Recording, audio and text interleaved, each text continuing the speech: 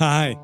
Did you know that you can watch Last Podcast on the Left and side stories on our Patreon right now? Yes, that's patreon.com/Last Podcast on the Left. But over on TikTok, you can see the hottest, tightest, funniest clips from the show right there. It's TikTok. TikTok, it's at LP on the Left. It's the same as our Instagram. You already follow the Instagram. Why don't you go follow TikTok? But it's on TikTok. Yeah, because seeing is believing. Yeah. So just go check it out. Watch it. Go send our podcast to China. I love TikTok the Crocodile. It's my favorite TikTok. That's the only one he knows. There's no place to escape to. This is the Last Podcast On the Left. That's when the cannibalism started. What was that?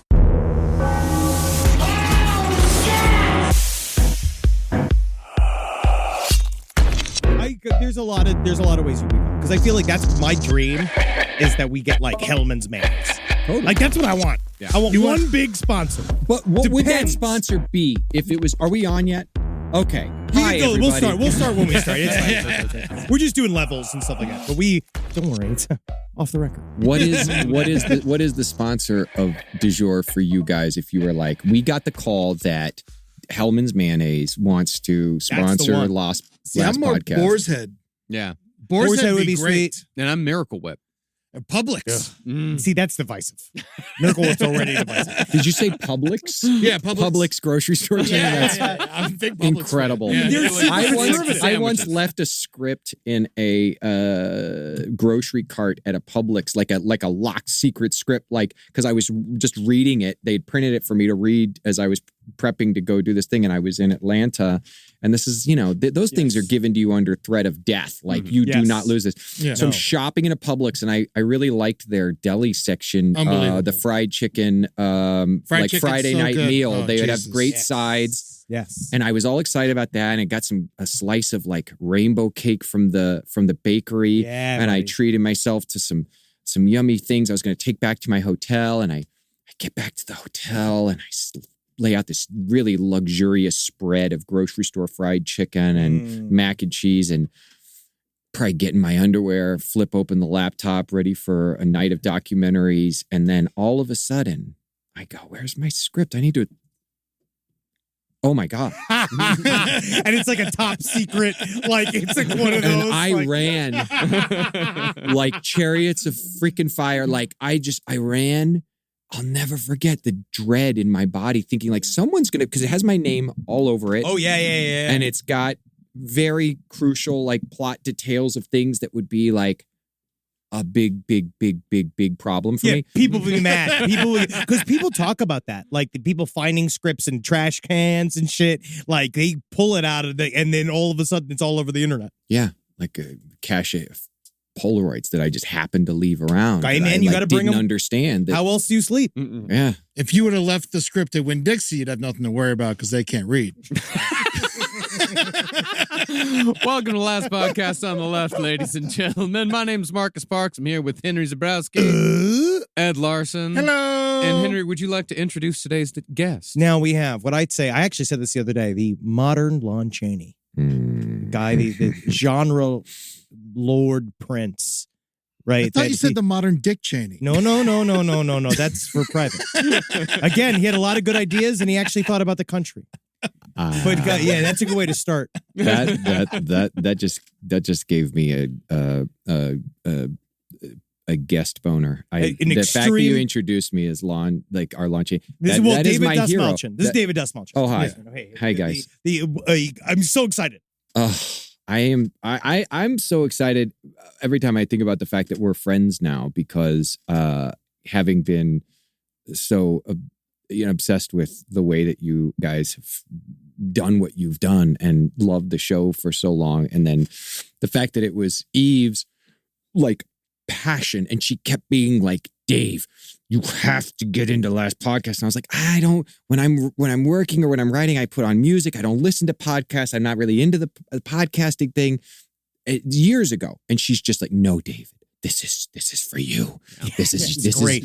And she and her best friend Karen were just like every time. And then I finally was like, you know what? Fine, forget it. Fine, I'll do I'll it. listen to these chuckleheads. And then and now I'm here. I'm so excited. And thank you for that introduction. It means a lot. I really appreciate it. No, dude. I mean, honestly, going back through all of your work, you're here technically to promote your new film, Late Night with the Devil, which is going to be very, very exciting for the people that are at home. Because we are the people who listen to our show. Yeah. And I love the mill. I made it halfway through and then I shut it off because I was like, I'm going to see this in the theater. I'm going to pay money to go see this. It looks unbelievable. That's like a great compliment. It's also, I've never heard that before. And you go like, God, because people will say like, I watched your thing and it was so awesome. But let's have someone say to you, I was watching your thing and I stopped it. Yeah, because I can't do the laptop with the movies. It disappoints me. I want it either on the screen, either because I have a big TV. Humble brag. Oh yeah. Because that's what I want. Right. Actually, I think I can have a. Do you bigger measure TV. Each other's? I measure by eyesight. Whose is bigger? Mine's bigger. He does have the biggest television. I've been in your home. Yes, you have. Have I been to your home? I don't think I haven't been to your home. I've been outside of your house. Marcus. You see my TV. I've been invited over to your house. I've been to parties in your home. I've seen your TV. I've seen your vinyl collection. Henry, it's begging for an invitation. No, you come over. You guys have been to my house numerous times. Love it. Yeah. You have for people not a very know. big TV, but you but you don't need one. You don't. You live in a very cool, spooky house. No, one of the things, my favorite thing about your house is your wall of like horror sound effects records. Yes. Like it's just amazing. It's like you've got like a musical seance from Rosemary Brown, which is one of my favorite records ever. It's like this amazing compilation from this woman who said that she could channel the spirits of dead composers, and she would write her own, like she'd like, okay, this is what Beethoven wants me to write, and she would write some in the style of Beethoven. This is what Mozart wants me to write, then write some, and it came with like a full booklet and everything. It's musical seance. That's when I was like, I like this guy.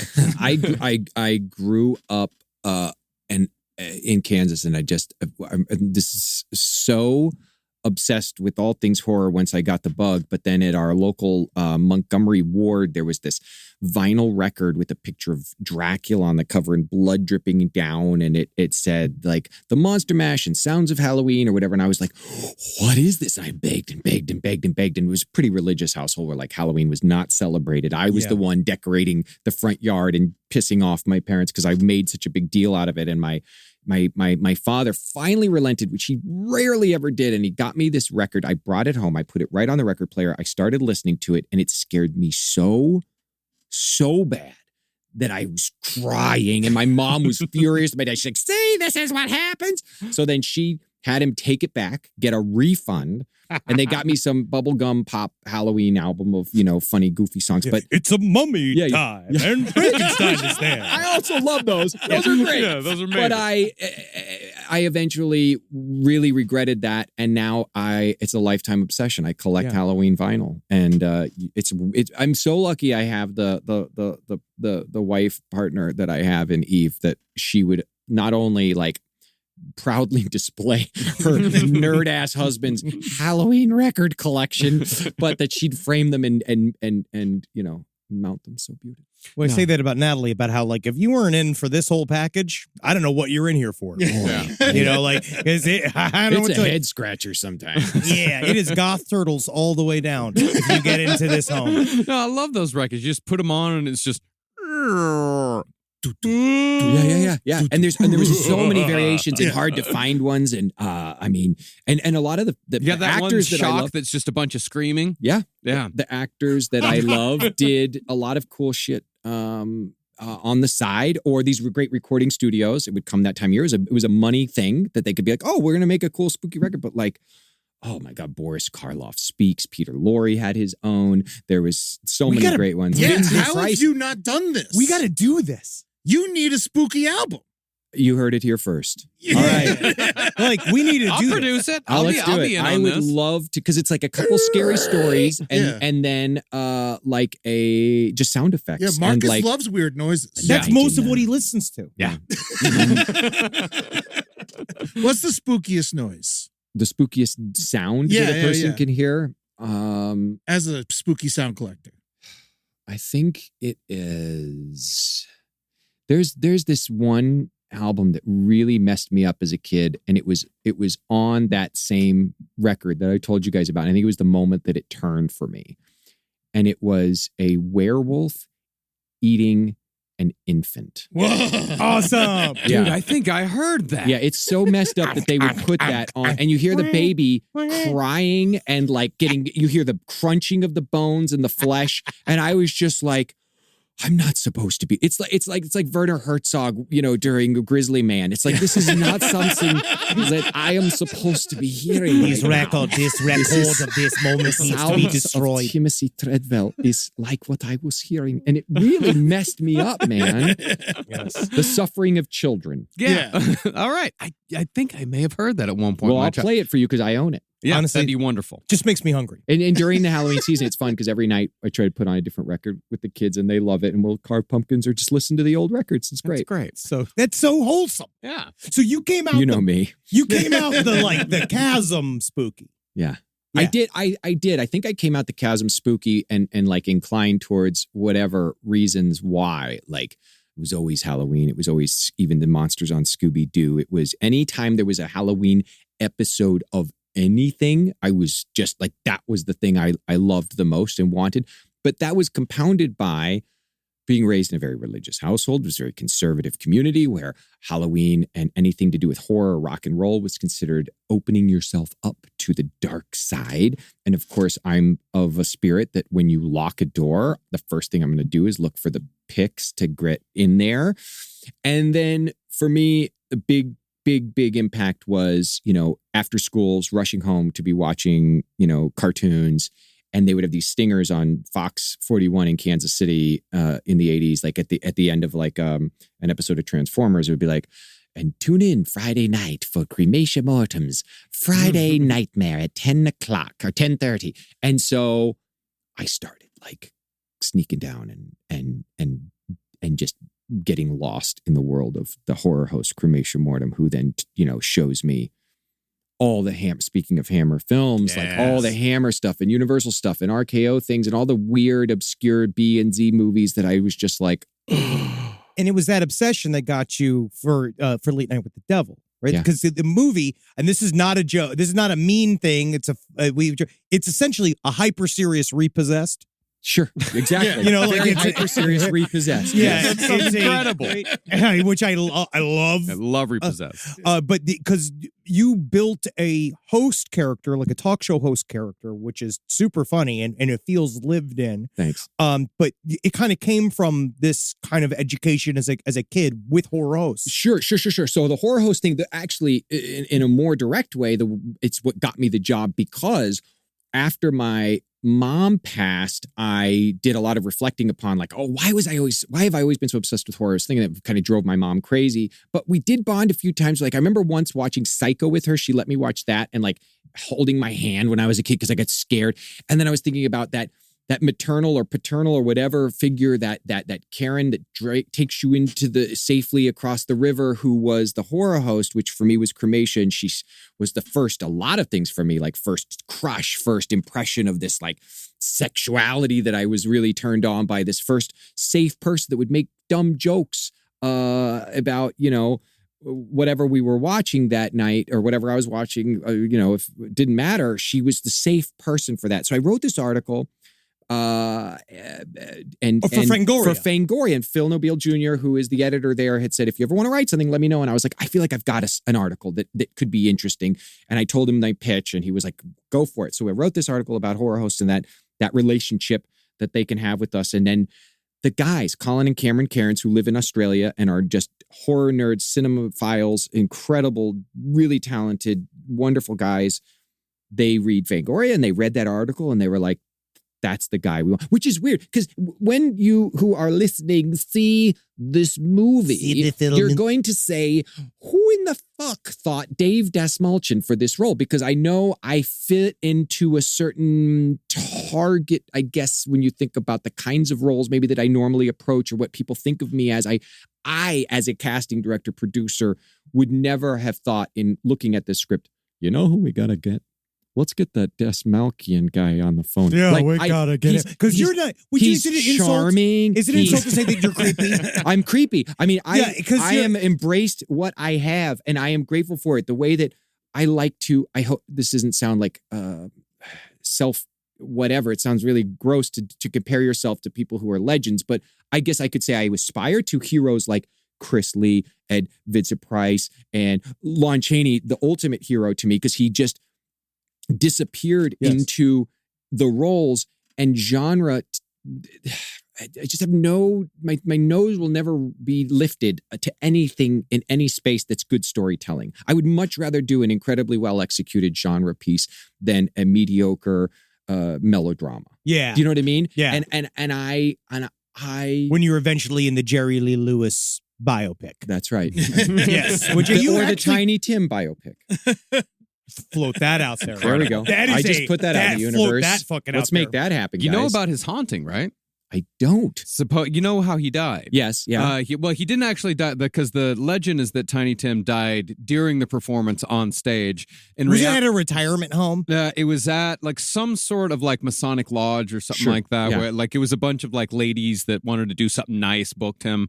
The problem was that actually that not enough people showed up, so the show got canceled, and so he was just there in this Masonic lodge and famously died there, and to this day you can still hear his voice. There's the sound. That's the scariest sound. It's Tiny Tim singing but yeah, supposedly he haunts the Masonic lodge where he died. Well, if I were to get the honor of playing Tiny Tim someday, once I was approached for a biopic. This is a true story. I'll send you guys the email that I got, and you can post it. It was to play Michael Jackson. Amazing. Yeah. And problem is that like it's like, you know, you just see all the calls from your people and you're trying to sit here and figure out like, is this what I want to do? Is this what I do? So I guess I'm post Pepsi ad, Michael. Is that what I am? I'm heal the world, Michael. Yeah, when you get emails like that, can you ask like curiosity follow-up questions, not knowing that you're not going to do it? All I said was, "Let's do this." Yeah. And we are the world. And then I said, let me know. And I never heard back from this. It was a guy in across the world somewhere.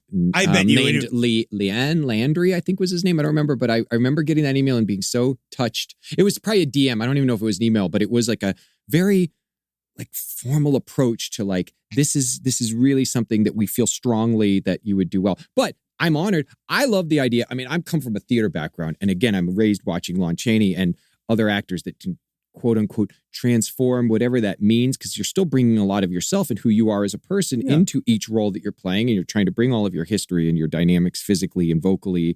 But I love this notion, this idea that you could be watching something and be like, that looks like that guy that was the crazy guy in The Dark Knight, or that looks like that guy that was on the Ant-Man movies. That can't be that guy, because that's his voice or the way he laughs or the thing. All that is so, it's such a challenge that I love so much. So when Late Night with the Devil, when these guys, they were working with Steven Schneider and Roy Lee, who owns Spooky Pictures, and Roy Lee is this incredible longtime friend of mine who just sent me the script and their pitch deck, and he said, "Hey, these guys would like for you to be in their film." And I thought, as I heard the log line, I was again going back to like, what about this guy, Dave Dastmalchian, that we know and love, makes you think he's the guy to be a late night talk show host? Because late night talk show hosts are charming and they're fun. You guys are talk show hosts in a way, and you're charming and you're funny and you're sweet, but luckily you're mostly off camera. Yes, that's the idea. No, I think I just was baffled by it, and as soon as I started reading the script and looking at their materials, I was hooked. I was like, I got to do this, and so then I just dove into, on a nightly basis, watching hours of what I could scrap up on YouTube, from Don Lane episodes to Carson monologues and Letterman monologues, and great. Trying to manufacture this notion of like a guy who could do that. It's very weird, because it's an entire separate skill set of performance. Totally. It is another type of performer, because as a late night talk show host, you have to be broad, let people in. You're going into people's living room each night, so it's supposed to kind of feel like that somebody you trust, who's also like like he's like fun in the moment. but you do a great job of Thank you. One of my favorite pieces is the montage of the previous episodes of all the dumb shit that has happened in all the seasons. Yeah. Which pies is in the face. And I love all of that. Well, what is the log line? Like, what's the concept behind this movie? So Jack Delroy, who I'm playing, it's 1977. He's like literally 40th in the ratings when Carson was like at number 3. And his show is just on the chopping block, and he's had the worst run you can imagine. His wife, his life partner, his soulmate passed away tragically of cancer. He's kind of maligned in the press as like the second rate, and he's going to be canceled any day.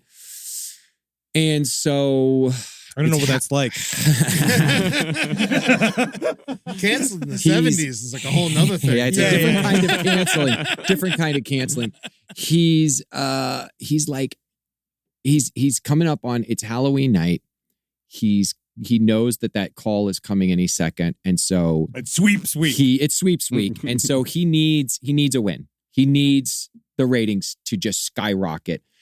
And he throws everything he can possibly imagine at the stage that night, and including some choices that are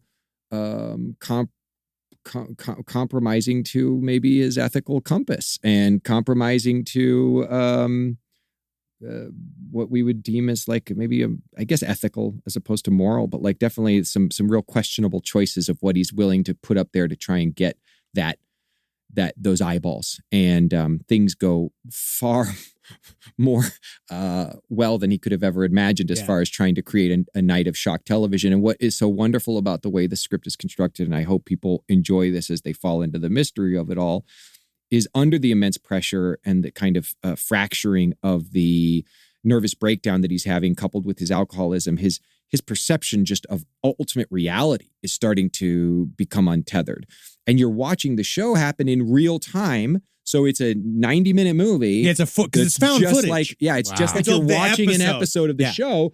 And so you've got, good evening, Night Owls, and thanks again for being here. Wow, we had a big win this week with, the Yankees. Any fans in the house tonight? Yeah, that was great. And he does a whole thing like that. And then we get these quick blips during commercial break where it's like, okay, we got to get to what's going on. And then people are talking backstage, and the energy is building and building, and shit just goes bonkers, man. Great. It's cool. I actually think that the character wasn't wrong. I think that's solid producing. And I actually would love to have an actual demon in here. We're gonna do what you do. Hi. We're gonna do an event in New York, and I was trying to get a real exorcist in to come and be part of the. Just convince these two, because I want to do seance in here. I don't want to do a seance. Let's do a seance somewhere else. I want to go to the Mystic Museum down in Burbank, and I want to do a live seance. I think that's a great idea. I work here every day. I don't want to have to deal with bullshit from ghosts. Hey, man, they have unfinished business, and they need to be monetized on the podcast. I have deadlines. Before we became friends, one of my Halloween gatherings included a seance that was kind of breaking some of the rules of seance etiquette, because it was a group of people around the table, but then there was like another 80 people watching from above and from the side, but it was just perfectly silent. The energy in the room was insane. It was a pendulum style. So there was a pendulum from the roof of the house that came all the way down to the table, and that when she began leading the event and the questions started, watching the way that it goes, I'm sitting there being like, there's no way that anybody's touching this because I'm here. And then at one point, and people were doing what you guys did, you fucking pussies. They were like, that's me, man. I want in. They were like, don't do this. Don't do this. This is a big mistake. And I'm like, oh, come on. It came blah, blah, blah. So it's going, and some question came up, I forget what it was. And we had candles up way up high in like the windowsills that you had to get like on a ladder to put up. And one fell on somebody's shoulder. The screams, people ran out of the house. Some have never come back. Eve also tried to buy, she found on eBay a supposedly cursed Ouija board.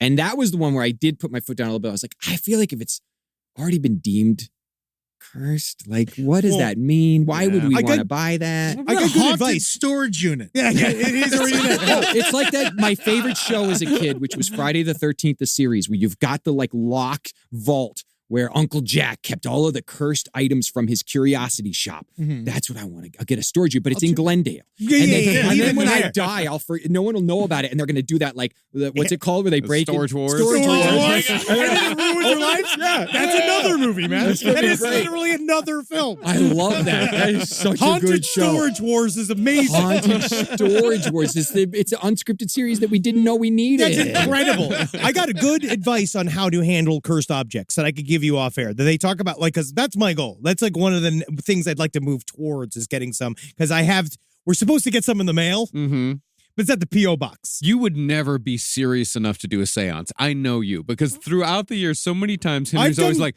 I really want to make this episode like spooky and like creepy. And I write it to like spooky and creepy, and then he comes in with some silly voice. But the difference is that when we're laugh too. But in a seance, you can't fuck around. But you can't fuck around in a seance. Well, what if you get Jackie Gleason? Yeah.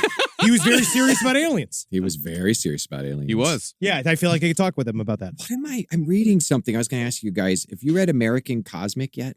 No. Oh, okay. I just got it recommended. I figured you guys might know about it. I just started and I really liked it. Speaking have you read aliens. 2083 Anders Breivik's manifesto yet? Or? No. I can send that in an email. Thanks. I appreciate it. The Declaration of Norwegian Independence. Love that. Rise from your grave. Can I ask you, so this is the kind of basic, very late night conversation, because when we had you for our goth mandate, yes, we couldn't talk about movies. Right. We couldn't talk about any of this shit because of the strike. Right. But I wanted to ask you, like, first of all, just straight up, like, what was the moment that you like knew you were like you could pay your bills being an actor? Like, when did it happen? So Henry's waiting and he needs to know. How do I get in there? They keep telling me this is going to be the one. So I go, it's going to be a long story, but you asked a question that I feel like needs like a backstory to it. I go to Chicago from Kansas to study theater at DePaul Theater School. I developed this raging addiction to opiates during college. So by the time I get out, I am fucking just strung out and life sucks for a good couple of years. I finally get clean 5 years into that. Congrats. I decide, thank you. 22 years this year. I decide to go. I get invited by a friend to do a play, storefront theater, and a number of opportunities to do theater in Chicago that, is free. So I was working as a telemarketer by day. I was doing, remember Time Life Books? Oh, yeah. Yeah. I was a telemarketer for Time Life Books. It's so funny. And at night, I was an usher in a movie theater, Webster Place Cinema in Chicago. And I, back when they still had the unionized projectionists. So I would go and hang out with the union projectionists and smoke cigarettes and watch movies up in the booth. It was the best. Great. So I get back on stage and I got an opportunity. A casting director literally said this. He's like, "Oh my God, I thought you died." And I was like, well, casting directors are great. Still here. And he brings me in. I got a commercial. In 2006, it was when the transition happened for me. I got a commercial. I booked a commercial. It was a Singular Wireless commercial. It was my first time ever on a set like that. And it was me and my future father-in-law having a phone call where he says something like, "I'm looking forward to being your father-in-law." And I say, "Well, thanks, Jimbo, Jimmy Crack Corn, and I don't care." and the call drops. And then he's laughing, but I hear silence. So I'm like, "Oh, sorry." That commercial was directed by the director of my favorite documentary. And so when I got that job, not only did I get paid a good, like, what do you get? A couple grand to do a commercial. But Chris Smith, who made American Movie, anyone who's listening that doesn't know American Movie, Coven. Coven sounds like oven. It's going to be called Coven. Yeah. So Chris, that commercial was a huge success. And I was able to transition into then doing theater full time, which was only paying like maybe $500 a week. Yeah. And those were good theaters. But the commercial paid. So it was like, that was the moment when it went national, and back in those days, commercials paid a lot differently. Oh, yeah. That led into 2007. Casting director for The Dark Knight came to town and held a big casting call for all the creeps and weirdos. And He was casting the opening sequence with the bank heist with the clowns. And so that's what I was at a giant cattle call for. And his assistant, who's a lovely guy, saw me in the crowd. He goes, "You're in that Jimbo commercial." And I go, "Yeah." And he goes, "We were just talking about that." And he goes, "Hey, John Papsideris, legendary casual." He goes, "This is that guy." And he's like, "Oh yeah, you're really funny." And he kind of looks at my weird face and he's like, "Are you ready for the scene?" I was like, "Yeah." And he goes, "Come on." So he takes me in this room. I do this scene, which is a dummy scene. Yeah. But it's a guy being like, "Oh, this guy, whoever put me on this job, I heard he dresses up weird and he thinks he's going to get this money, blah, blah, blah." Yeah.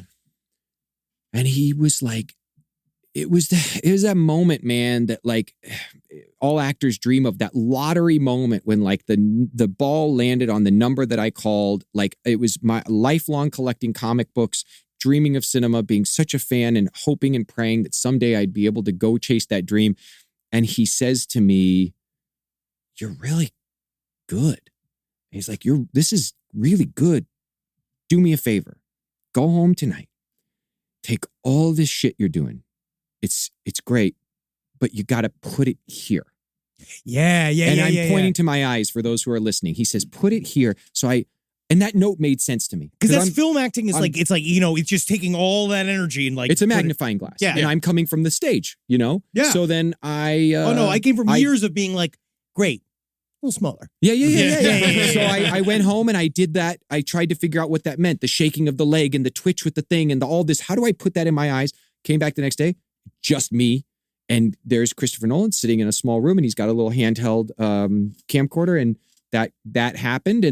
And it wasn't all like, wine and roses, because I was not making much money. I didn't have a good rate. I was just making scale and occasionally getting jobs. So there was lots of unemployment collection and just going on hundreds of auditions. But that was the last time I had like a day job.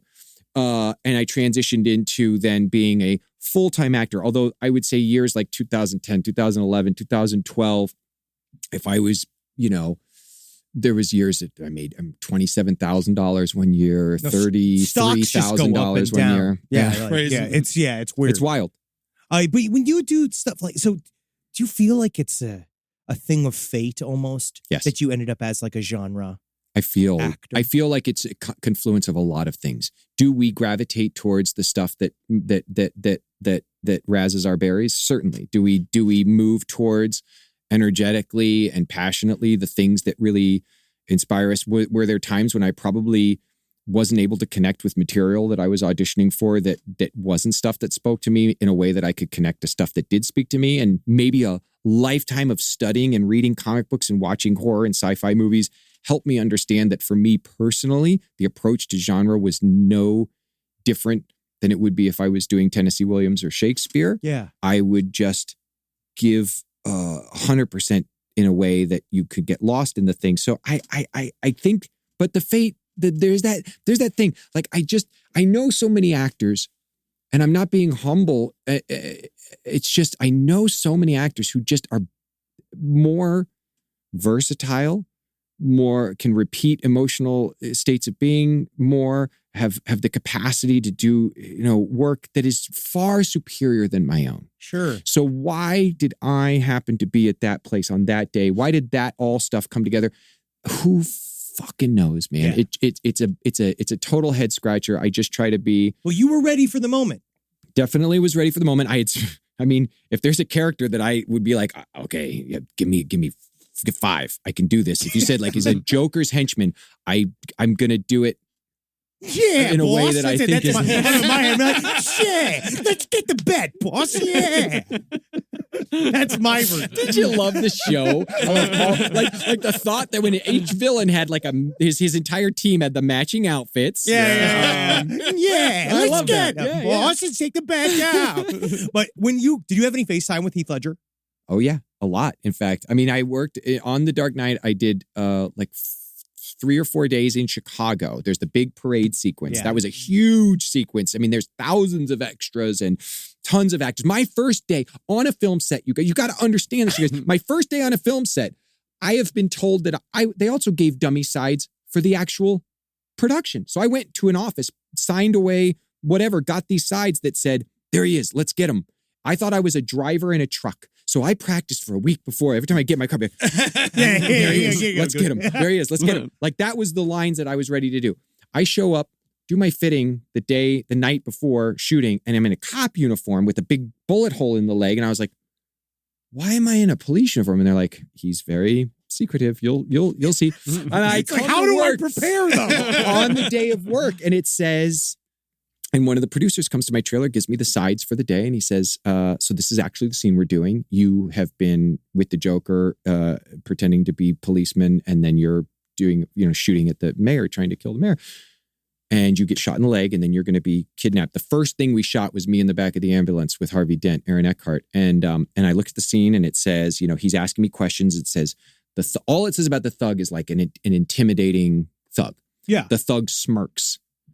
And then he asked me another question, and it the way it was on the page felt like the thug had the upper hand in like an intimidation way. Yeah. And as you said, like my therapist often says to me, when the student is ready, the teacher arrives. When the moment is ready, I was ready for this thing because I'm looking at that going, I'm not more intimidating than Aaron Eckhart's like that big square jaw, he's muscly. He's like, he could totally intimidate the crap out of me. What's more intimidating, me trying to do a tough face smirk? What if you just giggled when somebody says and I said, and what if I can't formulate the thoughts that I'm trying to say? What if interior is actually, I'd love to help. I'd love to be of service here. But the only thing that's going to come out of my mouth is just giggles because I've got some kind of condition that's almost like someone put a filter over my voice box.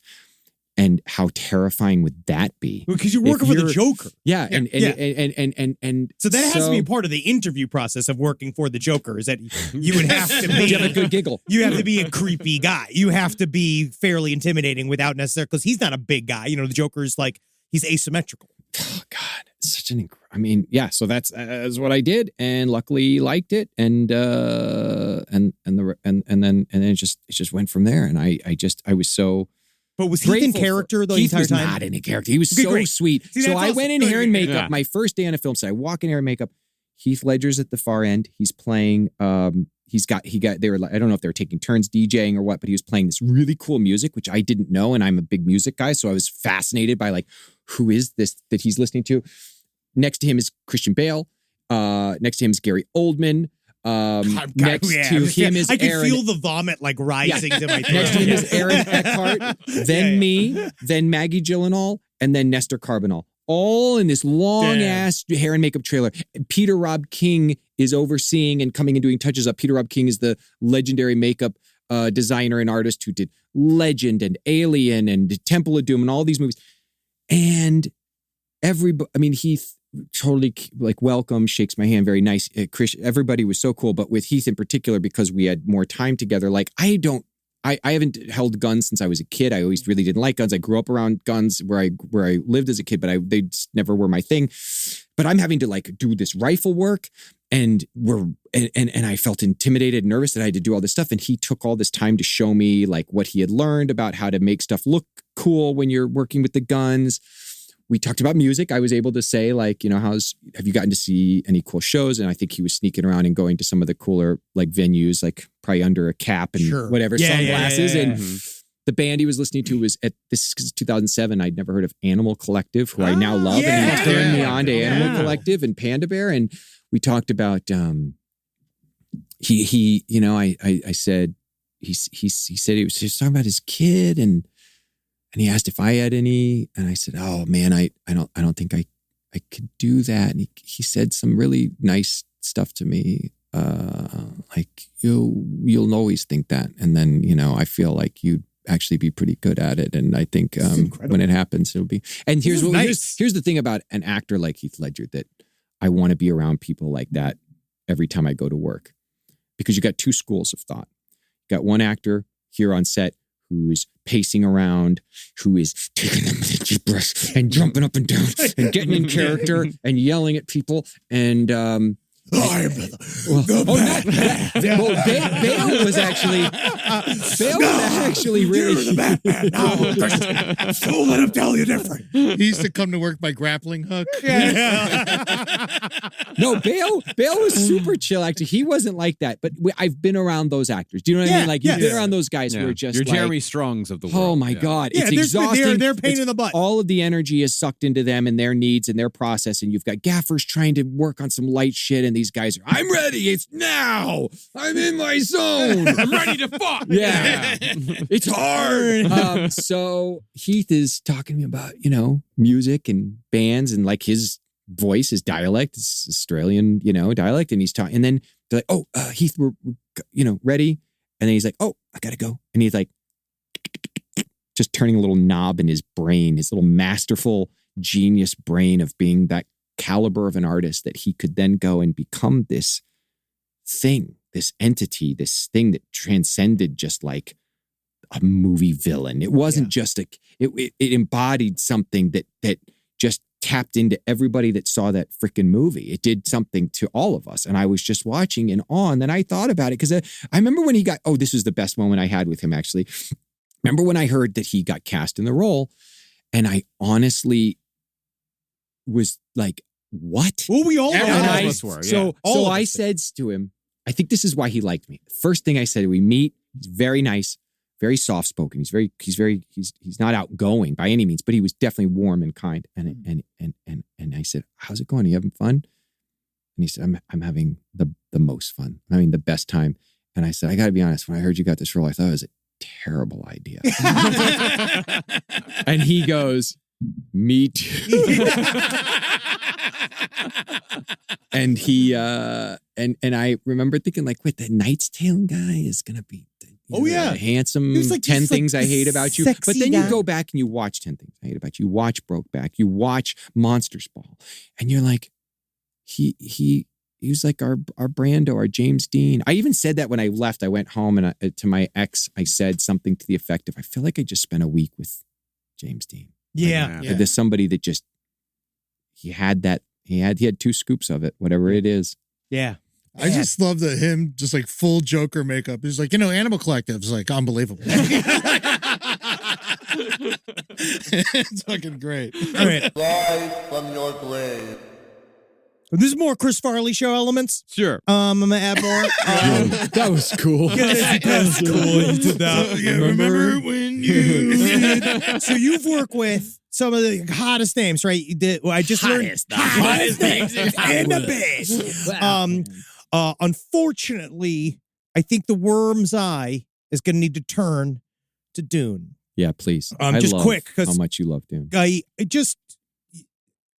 How was it? Because my brief foray into the world of Dune showed me that a lot of these, I'm going to go ahead and say young gentlemen that are into Dune are nuts, right? Like they're nuts about the content. Like when they're like, all right, we're going to do Dune. Like, did you ever, like, because now you've been in a lot of nerd things before you got Dune. Mm-hmm. So you're used to the internet as a whole, like handling what you're doing. Sure. Right? Like, how does it feel to step into the role of fucking, like, Brad Dourif? Yeah. Right? You're taking over for Brad Dourif, who's so intimidating. It's really intimidating. He is just, when you look at his resume and you think about every magical piece of freaking pixie dust he threw on every film he was in, and you look at it's insane. Chucky, he elevates child's play. Certainly does. Like he makes that a movie. Every Deadwood monologue that he has is unbelievable. He's the best character. I just saw Earl Brown yesterday. He was also on Deadwood, and I meant to ask him for a while, like, what was it like seeing some of the Dourif stuff? Because he's just it doesn't matter what it was, the David Lynch stuff, you name it. He is incredible. I want to work with him. Somebody cast me in something with Brad, and his daughter's a great actor too. Really good. She's cool. Yeah, she's really good. She do? She's an actor. She was doing Chucky. She was on this new TV series that did about Chucky. Yeah, she That's he could play your dad. Yeah, that would be so rad, man. So Dune. The story about that is really interesting because Denis Because it's the best cast- character almost in the book, besides Baron It's a Harkonnen. great character. It's a great character. Yes. Denis cast me in Prisoners based on an audition tape, but he had recognized me from The Dark Knight, and we became fast friends and bonded quickly. And he kills me brutally in Prisoners. I mean, it's a brutal death. Yes. Then he emails me several years later in a really interesting way at a really critical moment in my life when I was trying to decide between doing a big television series that didn't speak to me at all to make a lot of money or going to make my little indie film, All Creatures Here Below. And I was erring on the side of All Creatures, and that was getting a lot of flack. That was at the point where I knew I didn't really want to work with agents anymore. Yeah. And Denis emailed me and said, I killed you in Prisoners. I want to bring you into the year 2049 and kill you in Blade Runner 2049. I was like, oh my God. So then we do Blade Runner 2049, and then he's prepping Dune. And I knew he was making Dune. And he'd spoken about Dune as far back as when I first met him. And like that had been his thing. Like as a kid, that was the thing that just, it was his thing. It was He already his, understands it. Oh, he better. lived in it since he was a kid. And he goes, all right, I'm ready to kill you again really brutally. And he sent me a piece of concept art that was really beautiful but it was of me, but dead, like post-poison. My friend Full out Sam, shot when they're closing the door God, it's after so the poison. great. It's got you. Like, it's great. Yeah. Sam Hudecki does all of Denis' concept arts, and he was like working on the worms and doing all that stuff. Like that was rad. So the news, I don't remember how it like came out or how people responded to it, but I don't think I paid much mind to that. It was my own biggest fear. It was just the thought of like stepping into the shoes of, because Brad did such an incredible job with the role in Lynch's Dune. And he drinks the drink. It sets his mind in motion, which they should have given you that. I wanted that speech. I really wanted that speech. I had two really big scenes, sadly, that were cut out of Dune. One is Piter drinking the Sappho juice on the night of the invasion when we come back to reclaim.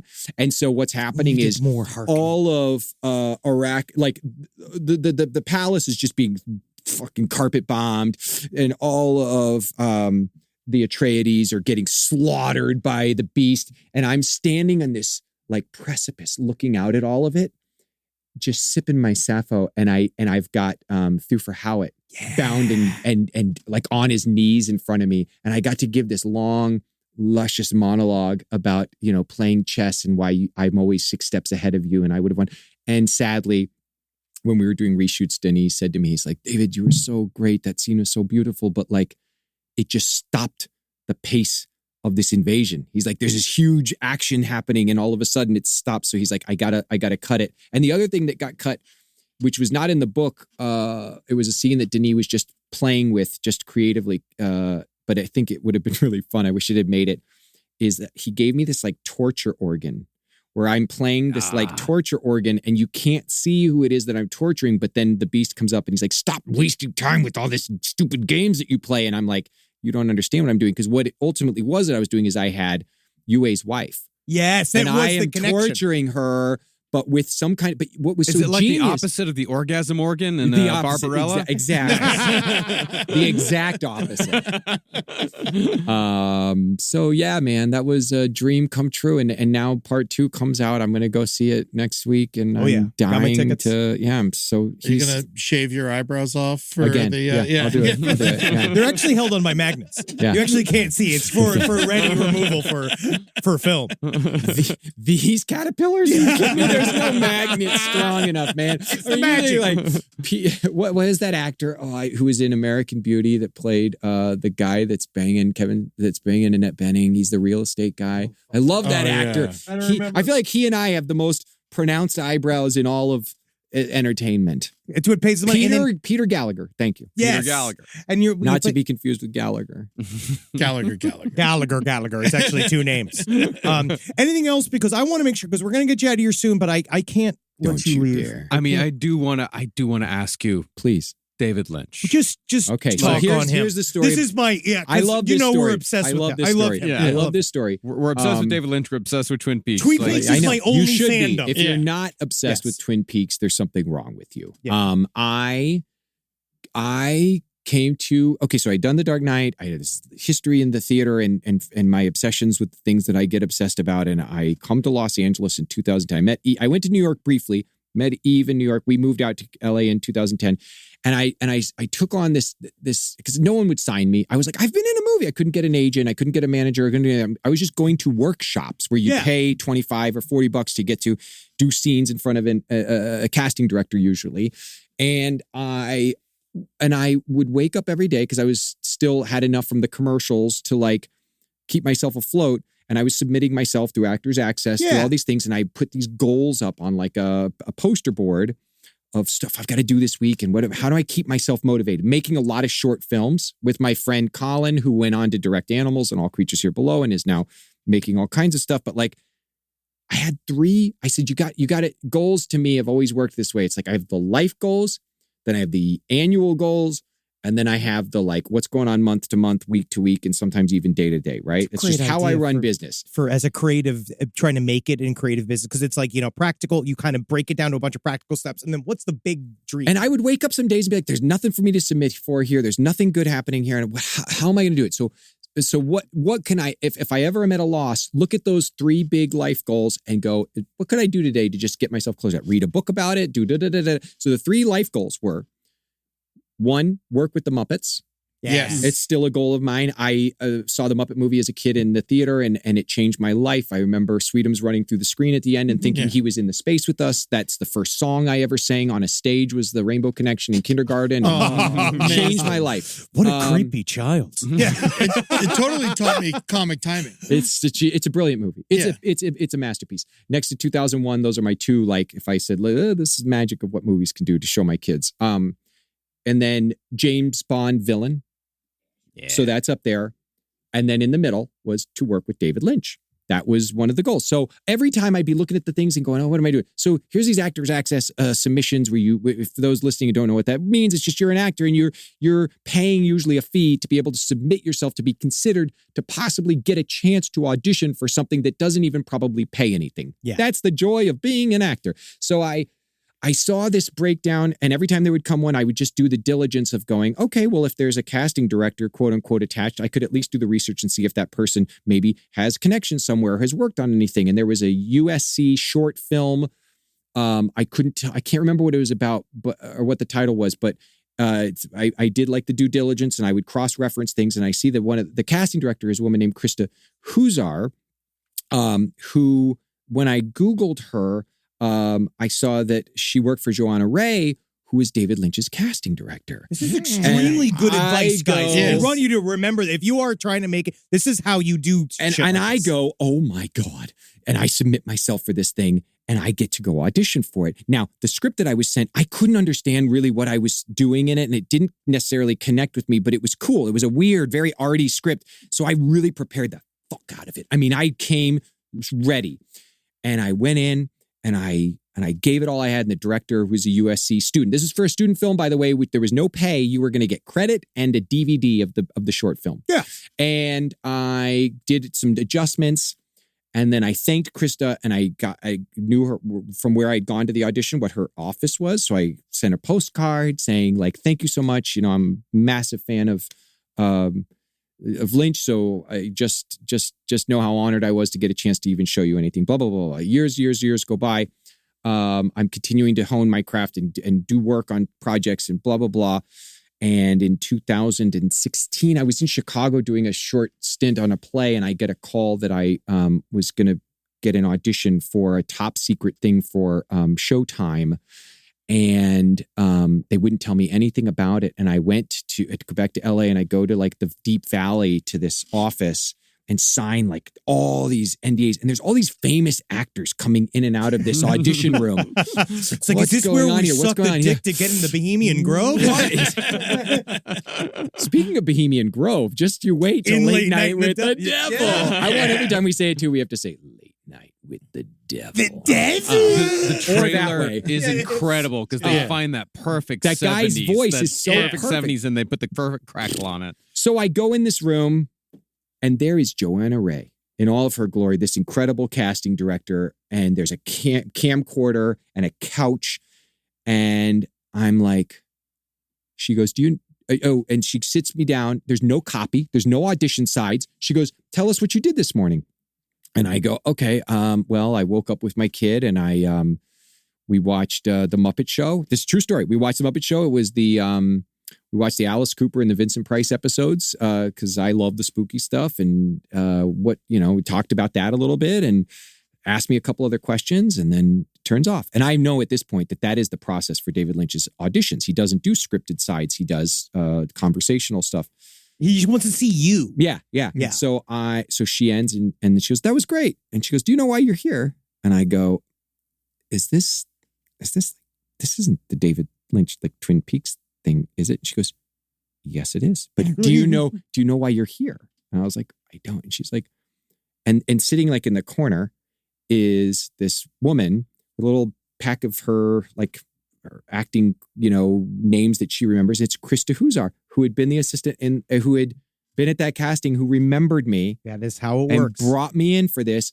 I get to go be on set with David. So they just book you from that. They booked me from that. And it's awesome. A really cool role. And we shot. Yeah, it's an awesome role. It's great. I went for my first day. We parked at the Prince Hotel, which is this great place in K-Town. They have this incredible Korean chicken. If you've never been, you guys got to go to the Prince. It's amazing. I love it. It's the best. And then we shot at the LA Times building, what was supposed to be offices of the casino, me and Brett Gelman. And then comes Kyle MacLachlan. And here's David. And David's like, he is everything I don't know. It's just, he's like a messiah to me. He's such a hero, such a guru. And I get to go introduce myself. I'm super nervous as typical me. And we start working together and I'm watching him and I'm like, this is everything that you could dream. This is what the experience was like for me. It's like when imagine if Dorothy, like Toto runs over and yanks on the curtain at the Wizard of Oz. And you go and you pull the curtain back. But instead of some janky dude pulling a bunch of levers and nodules, it's even more magical than what you saw with that big green head. Because I heard he's like funny and light. Funny, light, warm, open, totally knows exactly what this was a 700 and something page script that he didn't shoot it like episodes of a TV show. He shot a 760 some page movie that he was then going to cut later into episodes of a TV show. So he would say something like, someone would have a question and he'd be like, well, that's because on the scene that da-da-da-da-da, we're going back to this page and and you're like, he knew everybody's lines. He knew exactly what he needed in every moment. And you watch him work with someone like Kyle and he's like, okay, Kale, in this moment, you're going to put your hands on the table and slowly rise to face one another. And you follow him. You just do it because he knows exactly what he needs. And watching the way their dynamic work together. It's like evil Wes Anderson. But and David, he still smokes. And he was carrying always an ashtray. And like, I think by rules of whatever location we're at, had to carry a little fire extinguisher around with him. And he would say, instead of once more instead of one, they always go like, once more, what do they say? For safety for safety. Yeah. Instead of that, he'd go, okay, once more for security. Yeah. And then at one point he went up to the roof and we had this PA who was so sweet helping me get me like sodas and blah, blah, blah. Just like a guy being a helper, working so hard. I was watching this guy run around and bust his ass all day. And I saw David sneaking up to the roof to have a cigarette. And I was like, oh, could I have a cigarette? He's like, oh yeah, you have to go up to the roof. And I go up there and there's David standing there like staring out at the city of Los Angeles, like puffing on his cigarette. And I'm standing with this kid, not a kid, he was in his 20s, but, and he said, just making conversation. He's so nice. And he said, do you have a family? I was like, yeah. He's like, you have kids? I go, yeah, I've got a son named Arlo. And he turns, he goes, hey dad. And I realized this is David's son. Who is this filmmaker in his own right who was just busting ass and helping out for the day. And he goes, he's got a kid named Arlo. Oh, that's a wonderful name. What is that from? And I say where the story of Arlo's name comes from. He goes, you know, Monsanto, I think they may have been responsible for the tainted spinach at the Chipotle restaurants. And I go, huh? Yeah. And he's like, he goes on this like, he's in a thought about Monsanto and about GMOs and about all this stuff. I just didn't. You stood there like, And this is the last. I got to tell you guys, this is so good. So then we went to the Morongo Casino out in the desert, and we lived there together. Yeah. We all lived in the hotel, and then we'd have for lunch. We'd have the buffet together, and we're shooting at one point. And he's sitting at monitor 5 feet away from me, and I'm over his shoulder just staring at him. And in my brain, I thought, okay, man, I know you've got power. If you can hear me right now, give me a sign. Yeah. Give me a sign, David. Please, give me a sign. Give me a sign. And I just sat and I waited and I waited. And all of a sudden, I swear on all that I know, he goes, and just smiles at me. He just smiles at you. He smiles at me. Oh. I was like, he's magic. He's magic. And he's plugged in.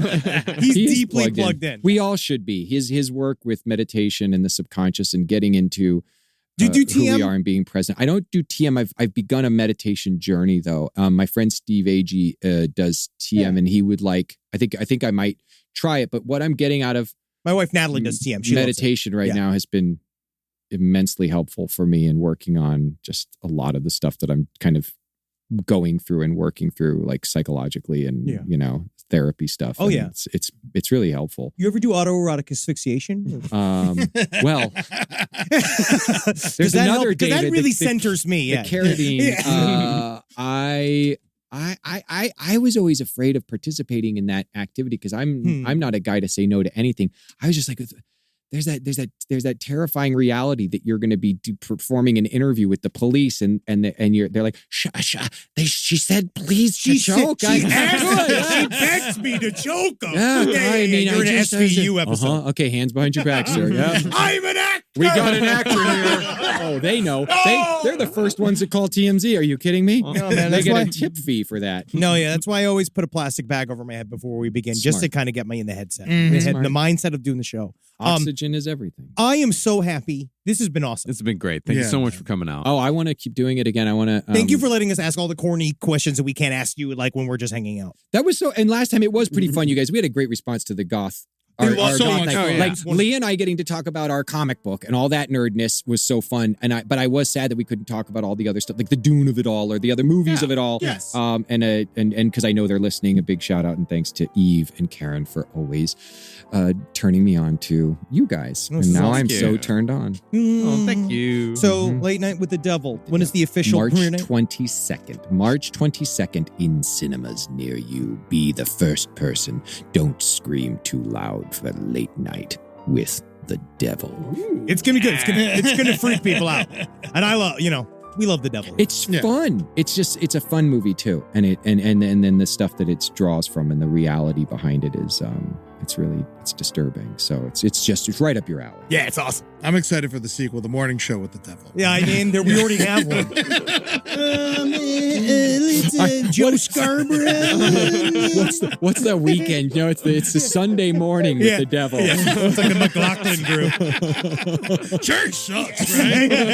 Yeah, actually, this Devil guy's making a lot of sense. I will say one of the most jarring experiences of me moving to LA is I like to watch KTLA in the morning for the traffic. Sure. And then just you showing up on a Paisley set in full goth gear, talking to Sam. Yeah. Talking Hollywood. Yeah, the Hollywood Minute. Yeah. The Hollywood Minute. No, it'd be better, even better. Like, forget Jim Lehrer. What if it was News Hour with the Devil? With the Devil. There's a lot of variations on this now. We got to do Sports Center with the Devil. With the Devil. Well, thank you. Namaste. To catch a predator with the Devil. With Namaste. The Devil. No, thank you. All right. Hail Satan. No, thank you. Oh, and thank you. Thank you. Hail David. Yeah, you did good work. Yeah. Really good work today. Really good work today. Really good work. I feel good about myself. Thank you for not sucking.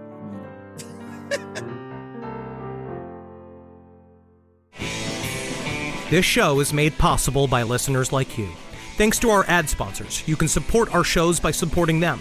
For more shows like the one you just listened to, go to lastpodcastnetwork.com.